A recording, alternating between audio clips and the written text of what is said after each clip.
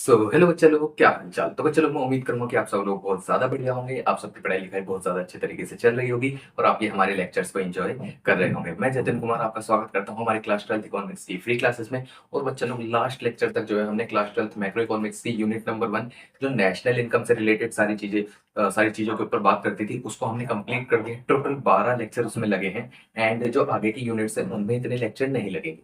आज से जो है हम क्लास 12th मैक्रो इकोनॉमिक्स की यूनिट नंबर 2 जो मनी एंड बैंकिंग से रिलेटेड सारी बातें करती है उसको स्टार्ट करने वाले हैं। एंड ये उसका फर्स्ट लेक्चर होने वाला है। मतलब अगर आपने पीछे के कोई भी लेक्चर नहीं देखा है ना, तो भी आप अपनी क्लास को यहाँ से स्टार्ट कर सकते हैं। एंड यूनिट नंबर 1 के जितने भी लेक्चर, जो पुराने लेक्चर हैं 12 लेक्चर, वो आपको जब भी टाइम मिले आप उन्हें देख सकते हैं। उनका लिंक आपको नीचे डिस्क्रिप्शन में मिल जाएगा। बट आप अपनी क्लासेस को यहाँ से स्टार्ट कर सकते हैं, कोई दिक्कत नहीं होने वाली है। अब ज्यादा टाइम वेस्ट नहीं करते हैं इंट्रोडक्शन पे, सीधा लेक्चर को स्टार्ट। चलो, आज से हम करने वाले हैं क्लास 12 मैक्रो इकोनॉमिक्स की यूनिट नंबर 2 जो मनी एंड बैंकिंग से रिलेटेड सारी बातें करती है। एंड आपकी बुक के अकॉर्डिंग ये जो यूनिट है ये 2 चैप्टर में डिवाइड है, chapter number 5 and chapter number 6। जैसे यूनिट नंबर 1 क्या थी, चैप्टर नंबर 1 2 3 4 में डिवाइड थी, ऐसे ही चैप्टर नंबर यूनिट नंबर 2 क्या है, चैप्टर 5 और 6 में डिवाइड है। जिसके अंदर चैप्टर नंबर 5 जो है मनी के बारे में बात करता है, चैप्टर नंबर 6 बैंकिंग के बारे में बात करता है। बट हम चैप्टर वाइज तो पढ़ेंगे नहीं, हम क्या करेंगे, पूरी यूनिट को एक बार में कंप्लीट करेंगे। जिससे क्या होगा, मनी चैप्टर और बैंकिंग चैप्टर अपने आप ही कंप्लीट हो जाएगा। ठीक है बच्चों लोग, अब स्टार्ट करते हैं हमारी unit number 2 money and banking. अब एक चीज देखना, ये जो हमारी यूनिट है मनी एंड बैंकिंग, अब यहाँ पे ना सबसे पहले बैंकिंग के बारे में बात करने से पहले आपको मनी के बारे में जानना होगा। एंड मनी के बारे में जानने से पहले आपको जानना होगा बार्टर सिस्टम ऑफ एक्सचेंज, जो हमारा सबसे पहला टॉपिक होने वाला है। बार्टर सिस्टम ऑफ एक्सचेंज जो आपने छोटी क्लास में पढ़ा होगा। बार्टर सिस्टम ऑफ एक्सचेंज क्या होता है, एक ऐसा सिस्टम ऑफ एक्सचेंज होता है जिसके अंदर हम गुड्स के बदले गुड्स का एक्सचेंज करते हैं। फॉर एग्जाम्पल, क्या कहते हैं, मेरे पास ये मार्कर है बट मुझे एक पेन चाहिए। ठीक है, तो मैंने क्या करा, एक ऐसा पर्सन ढूंढा जिसके पास पेन है बट उसे मार्कर चाहिए। तो मैं क्या करूंगा, उससे पेन लूंगा एंड उसे मार्कर प्रोवाइड करा दूंगा। तो ये क्या होता था, बार्टर सिस्टम ऑफ एक्सचेंज, यानी कि एक ऐसा सिस्टम ऑफ एक्सचेंज जहां पे हमने गुड्स के बदले गुड्स का एक्सचेंज करा और पैसे का कोई भी लेन देन, यानी कि मनी का कोई भी लेन देन नहीं हुआ। तो ये क्या होता है, बार्टर सिस्टम ऑफ एक्सचेंज। तो देखो, it is a system of exchange where goods were exchange for other goods, यानी कि हमने गुड्स के बदले गुड्स का एक्सचेंज करा। मतलब जो बहुत पहले ये सारे सिस्टम चलते थे, जब इतना इवोल्यूशन नहीं हुआ था मनी का। ठीक है बच्चों लोग, मैं उम्मीद करूंगा बार्टर सिस्टम ऑफ एक्सचेंज आपको समझ आया होगा। अच्छा, बार्टर सिस्टम ऑफ एक्सचेंज को ना एक नाम से और बोला जाता है, it is also known as CC economy. CC economy मतलब क्या होता है, commodity to commodity economy.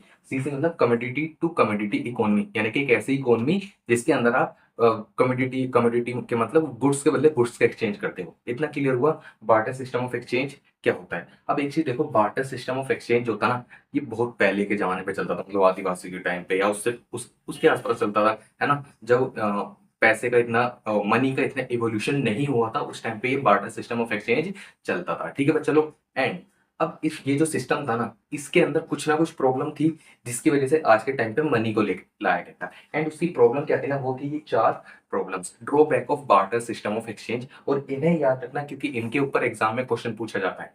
Barter system of exchange की डेफिनेशन वो नहीं पूछते डायरेक्टली, बहुत रेयरली कभी पूछ लेते हैं अगर पेपर इजी बनाना होता है तो। बट वो ज्यादातर क्वेश्चन ना इनके ऊपर जरूर बनाते हैं बार्टर सिस्टम में, कि बार्टर सिस्टम ऑफ एक्सचेंज के ड्रॉबैक्स क्या है, कि आखिर क्या नुकसान था गुड्स के बदले गुड्स का एक्सचेंज करने का। ठीक है, तो सबसे पहले नुकसान क्या था, double coincidence of bonds. Double coincidence of bonds का मतलब क्या है, अब एक चीज देखो ना, हाँ, बार्टर सिस्टम ऑफ एक्सचेंज में हो क्या रहा है, हम गुड्स के बदले गुड्स का एक्सचेंज कर रहे हैं। अब मेरे पास ये मार्कर है, मुझे पेन चाहिए, मैंने एक पर्सन को ढूंढा जिसके पास पेन है ना। अब मैं उससे बोल रहा हूँ कि भाई तू मार्कर ले, मुझे पेन दे दे। हमने क्या करा, गुड्स के बदले गुड्स एक्सचेंज हो जाएगा। बट क्या ये जरूरी है कि जो सामने वाला पर्सन जिसके पास पेन है उसे ये मार्कर चाहिए होगा, है ना। ऐसा जरूरी तो नहीं है ना कि उसे मार्कर चाहिए, हो सकता है उसे कोई और गुड चाहिए हो। ठीक है, जो मेरे पास ना हो तो मेरे साथ तो वो एक्सचेंज ही नहीं करना चाहेगा। तो यहाँ पे ये प्रॉब्लम हो जाएगी कि जो हमारे गुड्स हैं वो एक्सचेंज नहीं हो पाएंगे, कि अगर मेरे पास जो गुड्स है एंड जो मेरी नीड है वो किसी और के पास है। फॉर एग्जाम्पल, मेरे पास मार्कर था, मुझे पेन चाहिए था, सामने वाले पर्सन के पास पेन अवेलेबल है, बट सामने वाले पर्सन को मेरा मार्कर नहीं चाहिए, तो वो क्या करेगा, मेरे साथ एक्सचेंज ही नहीं करेगा ना। वो बोलेगा मैं तुम्हें पेन दे दूंगा तुम्हारी जरूरत का सामान, बट तुम मुझे मार्कर दे रहे हो, वो तो मुझे चाहिए ही नहीं। ऑब्वियस सी बात है ना, तो यहाँ पे हमारा एक्सचेंज नहीं हो पाएगा। तो मतलब बार्टर सिस्टम ऑफ एक्सचेंज में एक प्रॉब्लम क्या थी, हमें ना डबल कोइंसिडेंस चाहिए था, कि हमें कोई ऐसा पर्सन ढूंढना होता था कि जिसके पास वो गुड्स है जो हमें चाहिए एंड हमारे पास वो गुड्स है जो उसे चाहिए। तो ये डबल कोइंसिडेंस ऑफ बॉन्ड्स की बड़ी प्रॉब्लम होती थी, जो ऐसा पर्सन ढूंढना बहुत ज्यादा रेयर होता था जिसे हमारा गुड्स चाहिए एंड उसके पास वो गुड्स है जो हमें भी चाहिए। ठीक है, तो ये बड़ी प्रॉब्लम होती थी, ऐसा पर्सन ढूंढना। ठीक है बच्चे लोग, अब सेकंड हमारा क्या आता है, lack of common unit of value. Lack of common unit of value मतलब क्या होता है कि यार किसी भी चीज को मेजर करने की ना आज के टाइम पे हमारे पास यूनिट है। अगर हमें हाइट मेजर करनी है तो हम मीटर सेंटीमीटर फीट में मेजर कर सकते हैं। अगर हमें डिस्टेंस मेजर करना है, मीटर किलोमीटर में मेजर हो जाता है डिस्टेंस। ठीक है, एंड फॉर एग्जाम्पल अगर हमें वेट मेजर करना है तो ग्राम किलोग्राम, एंड अगर हमें कोई लिक्विड चीज को मेजर करना है तो लीटर मिलीलीटर। ऐसे हमारे क्या होते हैं, मेजर्स होते हैं किसी भी चीज को मेजर करने के लिए आज के टाइम पे हमारे पास अवेलेबल है। बट पहले के टाइम पे तो कोई ऐसी चीज अवेलेबल ही नहीं थी ना जिसके बेसिस पर हम किसी चीज को मेजर कर पाए, है ना। फॉर एग्जाम्पल मान के चलते हैं कि पहले के टाइम पे मेरे पास ना एक लैंड था, एक जमीन थी, एंड मुझे ना गेहूं चाहिए था। तो मैंने क्या करा ना, मान के चलते हैं 5 किलो गेहूं पे। उस टाइम पे हमारे पास कोई मेजर तो होता नहीं था किसी चीज को कैसे मेजर करा जाए। तो मैंने फॉर एग्जांपल मान के चलते हैं उस टाइम पे 5 किलो अगर कोई गेहूं अगर मैंने किसी से परचेज करा एंड उसके बदले में उसे मैंने लैंड दे दिया, कि मतलब गेहूं के बदले में मैंने लैंड का एक्सचेंज कर दिया। अब यहाँ पे बताओ क्या ये इक्वल मेजरमेंट होगा? क्या 5 किलो गेहूं की वैल्यू एक लैंड के बराबर होगी कभी? ऑब्वियसली बात है, नहीं होगी। बट हम वहां पहले के टाइम पे ये सब एक्सचेंज हो जाता था बिकॉज किसी भी चीज की वैल्यू को मेजर करने के लिए आपके पास एक कॉमन यूनिट नहीं थी। आप कैसे मेजर करोगे कि एक लैंड 5 किलो गेहूं के बराबर है भी या नहीं, है ना। तो पहले के टाइम पे ऐसे हमारे पास कोई भी कॉमन यूनिट नहीं थी किसी भी चीज की वैल्यू को मेजर करने के लिए, तो अनइक्वल एक्सचेंज बहुत ज्यादा होता था, जिसकी वजह से ये एक प्रॉब्लम थी बार्टर सिस्टम ऑफ एक्सचेंज में। ठीक है बच्चों, थर्ड पॉइंट क्या आता है, डिफिकल्टी इन फ्यूचर और कॉन्ट्रेक्चुअल पेमेंट। अब देखो इसका मतलब क्या है कि अगर हमें कोई भी फ्यूचर पेमेंट करनी है या कॉन्ट्रेक्चुअल पेमेंट करनी है तो इसमें बहुत सारी डिफिकल्टीज होती थी। इसका मैं आपको एक एग्जांपल देना चाहता हूँ। मान के चलते हैं हम बार्टर सिस्टम ऑफ एक्सचेंज के टाइम पे हैं। ठीक है, पैसे वगैरह कुछ मनी नहीं चलता, बार्टर सिस्टम ऑफ एक्सचेंज चलता है एंड मुझे एक घर बनाना है। मैंने एक कॉन्ट्रैक्टर को हायर करा, मैंने बोला उससे भाई मेरा घर बना दे। वो बोला ठीक है बना देंगे। मैं बोला कितने टाइम में बन जाएगा? वो बोला 6 महीने में बन जाएगा। ठीक, मैं बोला ठीक है भाई बना दो। वो बोला कि आप मुझे ये घर बनाने के बदले में क्या दोगे? मैंने उससे बोला मेरे पास नहीं, ये बहुत सारे टमाटर रखे हैं। फॉर एग्जाम्पल मैं टमाटर की खेती करता था, मेरे पास ये बहुत सारे टमाटर रखे हैं, आप ये ले जाना। उसने बोला ठीक है। तो मैंने क्या करा कि वो जो टमाटर थे उनको एक कमरे में बंद करके रख दिया कि 6 महीने बाद जब वो घर बना के लेके आ जाएगा, है ना, जब वो मुझे घर बना के दे देगा तो मैं उसको ये टमाटर में पेमेंट कर दूंगा। अब सोच के बताओ, लॉजिकली सोच के बताओ, क्या 6 महीने बाद जब वो पेमेंट करे घर बना के आएगा, जो मैंने टमाटर संभाल के रखे थे उसके लिए, क्या वो पहले टमाटर ही रहेंगे? ऑब्वियसली बात है नहीं रहेंगे, वो खत्म हो चुके होंगे, सड़ गए होंगे, खराब हो चुके होंगे, है ना। तो ये सब क्या होता है कि हम फ्यूचर में कॉन्ट्रेक्चुअल पेमेंट नहीं कर पा रहे थे क्योंकि प्रॉब्लम क्रिएट होती थी। अब एक और एग्जांपल मैं देता हूँ। फॉर एग्जांपल मैंने घर बनाने का ही कॉन्ट्रैक्ट किया और मेरे पास एक गाय थी कि यार आप 6 महीने बाद ना मेरा 6 महीने में मेरा घर बनाओ। जैसे ही आप घर बनाओगे, ये मेरे पास एक गाय है, मैं आपको इसे दे दूंगा। अब भगवान ने कुछ ऐसा करा कि भाई वो 6 महीने बाद एक मस्त सा घर बना के तैयार करता है एंड वो मेरे पास आता है कि भाई आपका घर रेडी है, आप मुझे अपनी गाय दे दो। मैं बोल रहा हूँ यार गाय तो कल मर गई, गाय कल मर गई। तो ऐसे में क्या होगा कि देखो, घर तो बन गया बट मैं उसे पेमेंट ही नहीं कर पाऊंगा क्योंकि जिस चीज से हमें पेमेंट करनी थी वही एग्जिस्ट नहीं कर रही है। तो ऐसे में क्या होता था, फ्यूचर और कॉन्ट्रेक्चुअल पेमेंट करने में बहुत ज्यादा प्रॉब्लम होती थी। तो ये भी क्या थी, बार्टर सिस्टम ऑफ एक्सचेंज की एक प्रॉब्लम थी। इतना क्लियर हुआ सब बच्चों को। एंड लास्ट प्रॉब्लम क्या आती थी, difficulty in storage and transfer of value. यानी कि storage and transfer of value का मतलब क्या होता है कि वैल्यू मतलब क्या, एक तरह से ना सेविंग करने में बड़ी प्रॉब्लम होती थी। स्टोरेज मतलब होता था सेव करना, ट्रांसफर मतलब होता था अपनी सेविंग को एक जगह से दूसरी जगह ट्रांसफर करना। क्योंकि यार देखो पहले के टाइम पे पैसा तो होता नहीं था, मनी तो था नहीं, तो जो भी सेविंग होती थी ना वो गुड्स एंड सर्विस में होती थी, है ना। कि फॉर एग्जांपल हमने चेयर सेव कर ली या फिर अगर हमारे पास और भी कोई गुड्स हैं तो हमने वो सेव कर लिया, लकड़ियां सेव कर ली, है ना। तो ऐसे हमारी सेविंग होती थी।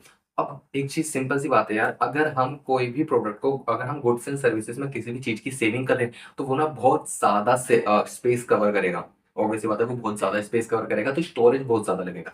तो उसमें प्रॉब्लम होती थी सेविंग करने में। दूसरी चीज, हमें अपनी सेविंग को ट्रांसफर करना। हमने यार चलो मान के चलते हैं गुड्स को कैसे भी करके स्टोर कर लिया, बट अगर हम उसे एक जगह से दूसरी जगह लेके जाना है तो हमें यार बहुत ज़्यादा प्रॉब्लम होगी, बिकॉज़ ट्रांसफ़र करने में बहुत ज़्यादा प्रॉब्लम आने वाली है। क्योंकि ट्रांसपोर्टेशन इतना अच्छा नहीं था पहले के टाइम पे, तो एक जगह से दूसरी जगह इंसानों को जाने में बड़ी प्रॉब्लम होती थी। यहाँ तो गुड्स एंड सर्विस को ले जाने की बात आ रही है ना? तो ये क्या होता था, स्टोरेज एंड ट्रांसफ़र करने में वैल्यू को बड़ी प्रॉब्लम आती थी। अगर एक एग्ज़ाम्पल देना चाहूँ कि मान के चलते हैं आपके पास 1 लाख रुपए हैं, ठीक है? और मैं बोलता हूँ कि आपको 1 लाख रुपए सेव करने हैं, आपके पास कैश है। यार 1 लाख रुपए अगर कैश देखोगे क्या होगा, उसकी गड्डी बन जाएगी, है ना? आप उसे आराम से अलमारी में या अपने घर में कहीं भी रख सकते हो सेफली। बट अगर मैं बोलता हूँ कि ये ना बहुत सारी चेयर है 1 लाख रुपए की, है ना? मतलब ऐसे छोटी-मोटी चेयर है 1 लाख रुपए की, तो और वो देखो 1 लाख रुपए की अगर चेयर है प्लास्टिक वाली है, जो भी ऐसी है, वो कितना ज़्यादा स्पेस घेरेंगी। अगर मैं बोलता हूँ चेयर को सेव करो, तो कितना ज़्यादा स्पेस लगेगा, कितनी ज़्यादा प्रॉब्लम क्रिएट होगी, है ना? बट वहीं अगर मैं बोलता हूँ कि आप 1 लाख रुपए कैश सेव करो, तो यार कितनी सी कम जगह लगेगी। तो मतलब अगर बार्टर सिस्टम ऑफ एक्सचेंज में हम गुड्स एंड सर्विस में सेविंग करते थे, तो प्रॉब्लम बहुत ज़्यादा होती थी एंड उसे ही ट्रांसफर करने में बहुत ज़्यादा प्रॉब्लम होती थी। तो चलो मैं उम्मीद करूँगा कि आपको बार्टर सिस्टम ऑफ एक्सचेंज और उसकी क्या प्रॉब्लम होती थी, वो अच्छे से समझ आ गई होंगी। ये 4 प्रॉब्लम अच्छे से याद रखना, बिकॉज़ एग्ज़ाम में ये पूछी जाती हैं। अब देखो ये तो हमारे बार्टर सिस्टम ऑफ एक्सचेंज में प्रॉब्लम चल रही थी और ये क्या कहते हैं, पहले से चलती आ रही थी। अब हमारी कंट्री में यार अगर कोई प्रॉब्लम है, उसको सॉल्व तो करना पड़ेगा ना। हम प्रॉब्लम को ऐसे ही फेस तो नहीं करते रह सकते, तो उसका हमें कुछ ना कुछ सॉल्यूशन लाना पड़ेगा। तो क्या हुआ ना, टाइम के साथ-साथ जैसे ह्यूमन जो है इवोल्यूशन आने लगा ह्यूमन्स में, वो अलग-अलग चीज़ों को समझने लगे, सीखने लगा सब चीज़ों को, तो मनी का इवोल्यूशन हुआ। यानी कि क्या कहते हैं, मनी का आविष्कार हुआ कि हमने एक ऐसी चीज बनाते हैं जो सबकी नीड है, जो सबको चाहिए, और उसकी मदद से हम कभी भी कहीं भी जाके एक्सचेंज कर सकते हैं। इतना क्लियर हुआ? मैं बोल रहा हूँ मनी क्या, मनी मतलब कोई भी मनी मतलब ऐसा नहीं होगा पैसे या रुपए। पैसे और रुपए करेंसी है, ठीक है? मनी मतलब क्या है, एक मीडियम है। देखो मनी क्या है, सबसे पहले देखो origin of money. Origin of money relates to need to facilitate exchange, यानी कि ओरिजिन क्यों किया गया था मनी का यार, क्योंकि हमें यहाँ पे एक्सचेंज करने में प्रॉब्लम हो रही थी। मुझे अपना मार्कर एक्सचेंज करके पेन लेना है, बट सामने वाला पर्सन मार्कर लेना नहीं चाहता, तो इसलिए वो मुझे पेन भी नहीं दे रहा, तो ऐसे प्रॉब्लम क्रिएट हो रही थी एक्सचेंज करने में। तो ऐसे में क्या हुआ, ओरिजिन किया गया मनी का। मनी क्या होता है, एक ऐसा इंस्ट्रूमेंट है जो सबकी नीड है, जो सबको चाहिए। मैं आज आपको 100 रुपए दूंगा, आप मना नहीं करोगे लेने से, है ना? बट अगर मैं आपको कोई ऐसे 100 रुपए का कोई गुड्स ला के दे दूँ, तो हो सकता है कि चांसेस हो सकते हैं कि आप उसे एक्सेप्ट ना करो, अगर आपको वो पसंद नहीं आया, है ना? बट 100 रुपए का नोट आप एक्सेप्ट कर लोगे। तो मनी क्या है, एक ऐसी चीज़ है जो सबको चाहिए। इतना क्लियर हुआ? ठीक है। And money is instrument that can be serve as, यानी कि मनी क्या है, एक ऐसा इंस्ट्रूमेंट है जो सर्व किया जा सकता है as a medium of exchange. Medium of exchange मतलब जो सब लोगों की नीड है, जिसे सब लोग एक्सेप्ट करते हैं, और क्या कहते हैं, जिसकी मदद से एक्सचेंज हो सकता है। मतलब देखो मनी क्या होगा ना, ये 4 प्रॉब्लम थी, तो मनी के जो भी यहाँ पे फीचर लिखे होंगे ना, वो किसी ना किसी प्रॉब्लम को सोल्व कर रहे होंगे। तो देखो सबसे पहली प्रॉब्लम इधर क्या थी, डबल कोइंसिडेंस ऑफ वांट्स। और पहली हमारी मनी का फीचर क्या है, मनी एज एन इंस्ट्रूमेंट जो क्या करता है, सर्व करता है मीडियम ऑफ एक्सचेंज। यार यहाँ पे डबल कोइंसिडेंस ऑफ वॉन्ट्स में एक्सचेंज की तो प्रॉब्लम हो रही थी कि 2% एक्सचेंज ही नहीं कर पा रहे, क्योंकि उनकी वॉन्ट जो है क्या कहते हैं, मैच नहीं कर रहे हैं। तो यहाँ पे क्या हुआ ना, एक मनी को लाया गया जो सबको पसंद है, सबको चाहिए। तो यहाँ पे क्या हुआ, मनी ने मीडियम ऑफ एक्सचेंज की तरह सर्व करा, और उसने ये डबल कोइंसिडेंस ऑफ वॉन्ट्स वाली प्रॉब्लम को सोल्व करा। ठीक है, money is an instrument that can be serve as medium of exchange. Second क्या है, store of value. Store of value मतलब होता है सेविंग। यार अब आपके पास मनी आ गया, कैश में आपके पास कोई अमाउंट है, तो आप उसको इजीली सेव कर सकते हो ना। तो मनी ने क्या कराना है कि store and transfer of value वाली प्रॉब्लम को भी सोल्व कर दिया। थर्ड क्या होता है, major of value. Measure of value मतलब क्या होता है कि आज के टाइम पे आप ना किसी भी चीज की वैल्यू को मनी में मेजर कर सकते हो। हाँ, करेंसी डिफरेंट हो सकती है। पहले बता देता हूँ कि जो रुपए पैसे होते हैं ना, ये मनी नहीं, ये करेंसी है। मनी एक इंस्ट्रूमेंट होता है। अगर हम हमारे लिए डॉलर भी मनी हो सकता है, रुपए भी मनी हो सकता है, धीरम भी मनी हो सकता है, येन भी मनी हो सकता है, यानी कि अलग अलग कंट्री की जो भी करेंसी है ना, वो सब मनी के अंदर आएंगी। इतना क्लियर हुआ? ठीक है बच्चों को। अब देखो major of value. Measure of value मतलब क्या है कि यहाँ पे हमारे पास एक प्रॉब्लम क्या है कि lack of common unit to value, यानी कि हमें किसी भी चीज की वैल्यू मेजर करने के लिए हमारे पास कोई यूनिट नहीं थी। बट आज के टाइम पे तो हमारे पास यूनिट है ना। अगर मैं इसकी वैल्यू को मेजर करना चाहूँ, यार ये 20 रुपए का आता है मार्कर, है ना? तो मतलब क्या हुआ, मनी ने मुझे हेल्प करा इस मार्कर की वैल्यू को मेजर करने के लिए, है ना? ऐसे ही मनी हमें हेल्प कर सकता है और भी अलग अलग गुड्स की वैल्यू को मेजर करने के। फॉर एग्जाम्पल अगर कोई लैंड है, तो उसकी अगर वैल्यू मेजर करनी है, तो हम मनी की हेल्प से कर सकते हैं कि मार्केट में उस लैंड की वैल्यू कितनी है। इतना क्लियर हुआ? तो मतलब मनी ने हमें lack of common unit to value वाली प्रॉब्लम को भी सोल्व करने में हेल्प करी। लास्ट क्या आता है, standard for deferred payment. Deferred payment मतलब होता है फ्यूचर पेमेंट और कॉन्ट्रेक्चुअल पेमेंट। यार अब देखो मनी आ गया तो हम फ्यूचर पेमेंट और कॉन्ट्रेक्चुअल पेमेंट कर सकते हैं, क्योंकि ऐसा तो नहीं है ना कि हमने 1 लाख रुपए अगर कैश घर में रखा है वो 6 महीने बाद खत्म हो जाएगा या सड़ जाएगा। ऑब्वियसली बात है ऐसा नहीं होगा। हाँ, इन्फ्लेशन की वजह से उसकी जो वैल्यू है वो कम हो सकती है, बट मनी वैल्यू तो सेम रहने वाली है ना, 1 लाख रुपए 1 लाख रुपए ही रहने वाली है। ठीक है बच्चे लोग, तो मतलब स्टैंडर्ड फॉर डेफर्ड पेमेंट ने ये हमारी कॉन्ट्रेक्चुअल और फ्यूचर पेमेंट वाली प्रॉब्लम को सॉल्व कर दिया। मतलब बार्टर सिस्टम ऑफ एक्सचेंज था, उसमें कुछ प्रॉब्लम्स थी, मनी को लाया गया, मनी ने आके उन प्रॉब्लम को सॉल्व कर दिया। तो मतलब आपको ना याद करने में ज्यादा प्रॉब्लम नहीं होगी। जो बार्टर सिस्टम ऑफ एक्सचेंज के फीचर्स थे ना, मतलब जो ड्रॉबैक्स थे, मनी के वो फीचर बन जाते हैं, क्योंकि मनी ने आके उन प्रॉब्लम को सोल्व कर दिया था। मैं उम्मीद करूंगा कि आपको बार्टर सिस्टम ऑफ एक्सचेंज और मनी की डेफिनेशन समझ आई होगी। मैं इसे बहुत आराम आराम से लेके गया हूँ, बहुत ज्यादा टाइम लगाया मैंने, वरना मैं फटाफट निकाल सकता था। बट ये है कि ये इंपॉर्टेंट है, एग्जाम में पूछा जाता है, ये इजी टॉपिक है। मनी एंड बैंकिंग सबसे ज्यादा इजी यूनिट है आपके पूरे कोर्स में, ठीक है। और इसमें से क्वेश्चन भी बहुत सारे आते हैं, एंड कुछ क्वेश्चन तो ऐसे आएंगे जो आपको डायरेक्टली मतलब कंफर्म है वैसा क्वेश्चन आना ही आना है। वो जैसे जैसे चैप्टर यूनिट आगे होगी मैं आपको वो बता दूंगा कि कौन सा क्वेश्चन है। ठीक है भाई, चलो अब देखो, मैं एक बार ना यहाँ तक हमने जितना करा रिवाइज करा देता हूँ।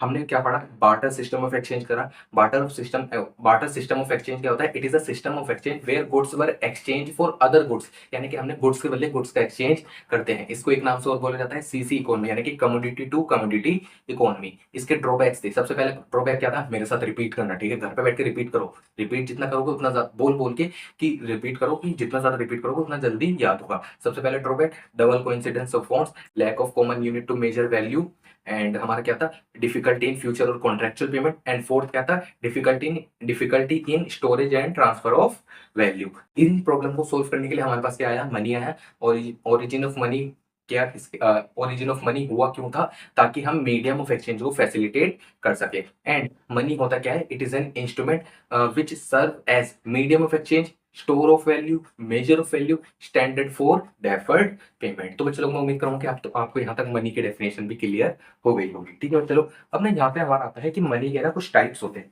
ठीक है, मनी के क्या क्या टाइप्स होते हैं, सबसे पहले देखो, मतलब फॉर्म्स होते हैं कुछ मनी के, फॉर्म्स ऑफ मनी। अब यहाँ पे ना मनी के 4 फॉर्म होते हैं।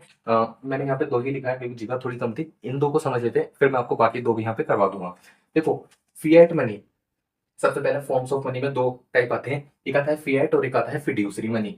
फिएट मनी क्या होता है, fiat money is a form of money which is issued by order authority of government.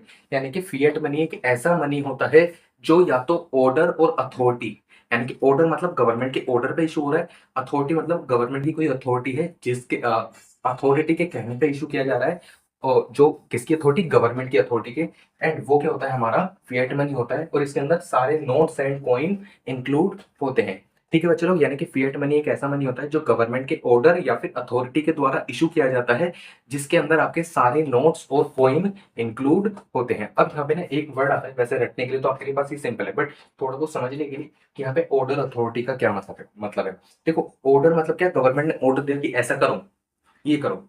Authority मतलब क्या, कि गवर्नमेंट की कोई अथॉरिटी है, गवर्नमेंट ने कोई अथॉरिटी बना रखी है जिसको पावर दे रखी है ये करेंसी इशू करने की, और वो ये सब करेंसी इशू कर रही है। अब हमारी कंट्री में ना, आप याद रखना इस चीज को, कि जितने भी नोट्स है ना, जितने भी नोट हैं, वो कौन इशू करता है, RBI, reserve bank of India, जो हमारी कंट्री का सेंट्रल बैंक है। ठीक है बच्चे लोग, वहीं दूसरी तरफ हमारी कंट्री में जितने भी कॉइन्स होते हैं एंड 1 रुपए के नोट्स होते हैं, कॉइन्स और 1 रुपए के नोट्स, वो हमारा कौन इशू करता है, सेंट्रल गवर्नमेंट इशू करती है। और सेंट्रल गवर्नमेंट में भी कौन इशू करता है, मिनिस्ट्री ऑफ फाइनेंस। ये एमसीक्यू वगैरह में पूछा जा सकता है, वरना तो मतलब बड़ा क्वेश्चन नहीं होगा, बट एमसीक्यू वगैरह में पूछा जा सकता है कि मिनिस्ट्री ऑफ फाइनेंस 1 रुपए के नोट्स और जितने भी कॉइन्स हैं उनको इशू करती है। And RBI, reserve bank of India, क्या करता है, 1 रुपए के नोट के अलावा और कॉइन्स के अलावा जितने भी कंट्री में नोट्स हैं, 10 रुपए, 20 रुपए, 50 रुपए, 100 रुपए, 500 रुपए, वो सब कौन इशू करता है, हमारा आरबीआई इशू करता है। इसलिए यहाँ पे लिखा है ऑर्डर। ऑर्डर मतलब गवर्नमेंट ने ऑर्डर दिया, क्योंकि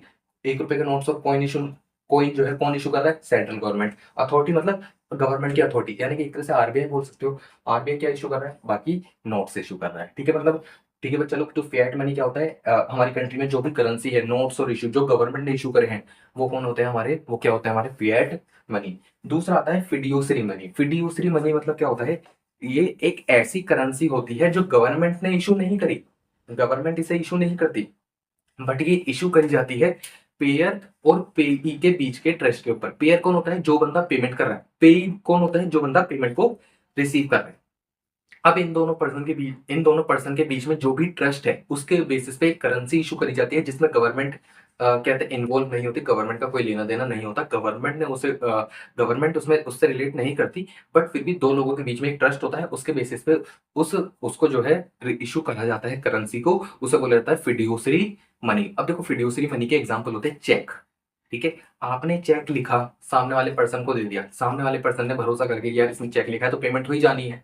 ठीक है, तो यहाँ पे गवर्नमेंट की कोई इन्वॉल्वमेंट नहीं हुई, तो यहाँ पे क्या हुआ ना, दो पर्सन के बीच के ट्रस्ट के ऊपर एक करेंसी को इशू करा गया, जिसको बोला गया एक तरह से चेक। ठीक है, उसको उसको एक नाम दिया गया फिड्यूसरी मनी। इसके और एग्जाम्पल हो सकता है जैसे बिल पेबल हो गया या बिल रिसीवेबल हो गया, जो अपने अपने अकाउंट्स में पड़े होंगे। इतना क्लियर हुआ सब बच्चों को? तो फॉर्म्स ऑफ मनी में हमने फिएट मनी, फिड्यूसरी मनी देखा। एंड इसके अंदर दो टाइप और बचते हैं, एक होता है फुल बोर्डेड मनी और एक होता है क्रेडिट मनी। उनको और देखते हैं और आज की क्लास को यहीं रैप अप करते हैं। तो बच्चे लोग, फॉर्म्स ऑफ मनी में जो हमारा थर्ड टाइप ऑफ मनी आता है वो आता है फुल बोर्डेड मनी, एंड जो फोर्थ टाइप आता है वो आता है क्रेडिट मनी। अब ये दोनों जो टाइप है ना, ये जो है बेसिकली नोट कॉइन्स के बारे में बात करेंगे, नोट्स के बारे में बात नहीं करेंगे। तो देखो, फुल बोर्डेड मनी क्या होता है?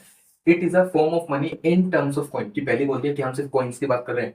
whose commodity value is equal to money value as and when they are issued। इसका मतलब क्या है कि एक जो हमारे कॉइन्स है उसको बनाने की जो उसमें जो कमोडिटी लगी है उसकी वैल्यू, और जो कॉइन बनाने के बाद जो कॉइन की वैल्यू होगी वो जो है हमारी सेम रहने वाली है, उसको बोला जाएगा मनी वैल्यू। फॉर एग्जाम्पल, हमने भी 10 रुपए का कॉइन बनाया, और 10 रुपए का कॉइन बनाने के बाद उस कॉइन की मनी वैल्यू, मनी वैल्यू कितनी होगी? वैसे बात है 10 रुपए होगी, क्योंकि 10 रुपए का कॉइन है। बट अगर मैं उस कॉइन को पिघला के जो भी उसमें मटेरियल है उसको अगर मार्केट में सेल करता हूँ, तो वो भी अगर 10 रुपए का बिकता है, यानी कि जो 10 रुपए के कॉइन बनाने के लिए जो भी हमने मटेरियल या कमोडिटी यूज करी है उसकी मार्केट वैल्यू भी 10 रुपए है। एंड उसको कॉइन में कन्वर्ट करने के बाद जो मनी वैल्यू निकल के आती है वो भी क्या होती है? कॉइन की 10 रुपए होती है। तो उसको बोला जाएगा फुल बॉडीड मनी। यानी कि हमने जो कॉइन बनाया वो भी 10 रुपए का, एंड कॉइन बनाने के लिए जो मटेरियल यूज हुआ है उसकी मार्केट वैल्यू भी 10 रुपए की। कितना क्लियर हुआ? तो ये होता है हमारा फुल बॉडीड मनी। अब इसके बाद जो हमारा फोर्थ टाइप आता है वो आता है क्रेडिट मनी। क्रेडिट मनी क्या होता है? It is a form of money whose money value is more than the commodity value. यानी कि क्रेडिट मनी क्या होता है कि एक ऐसा मनी होता है इन फॉर्म ऑफ कॉइन जिसकी मनी वैल्यू ज्यादा है कमोडिटी वैल्यू से। फॉर एग्जाम्पल, मान के चलते हैं हमने एक 10 रुपए का कॉइन बनाया।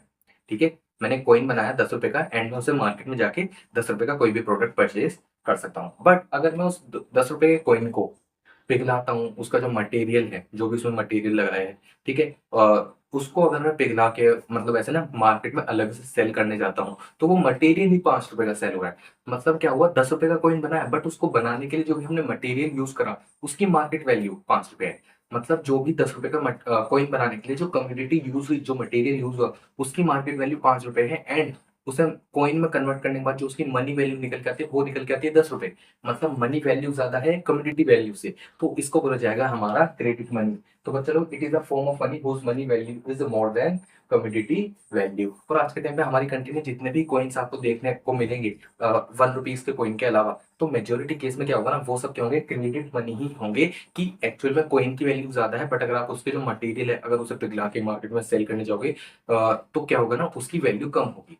इतना क्लियर हुआ? तो बच्चे लोग, यहाँ पे हमने आज की क्लास में barter system of exchange and barter system of exchange की प्रॉब्लम क्या होती है, मनी क्या होता है, उसके फीचर्स क्या होते हैं, एंड फॉर्म्स ऑफ मनी को कंप्लीट करा है। नेक्स्ट लेक्चर में हम इसके आगे के टॉपिक्स को कुछ कवर करेंगे, एंड धीरे धीरे इस यूनिट को भी हम कंप्लीट कर देंगे। जितना टाइम हमें यूनिट नंबर 1 को कंप्लीट करने में लगा था उतना टाइम इस यूनिट को कंप्लीट करने में नहीं लगेगा, बिकॉज ये सिंपल यूनिट है और छोटी यूनिट है, इसमें ज्यादा टेक्निकलिटीज है नहीं। ठीक है बच्चे लोग? तो बच्चे लोग, मैं उम्मीद करूंगा कि आपको यहाँ तक सारी चीजें समझ आई होंगी। अगर आपको कहीं भी डाउट आता है आप मुझे कमेंट सेक्शन में पूछ सकते हैं।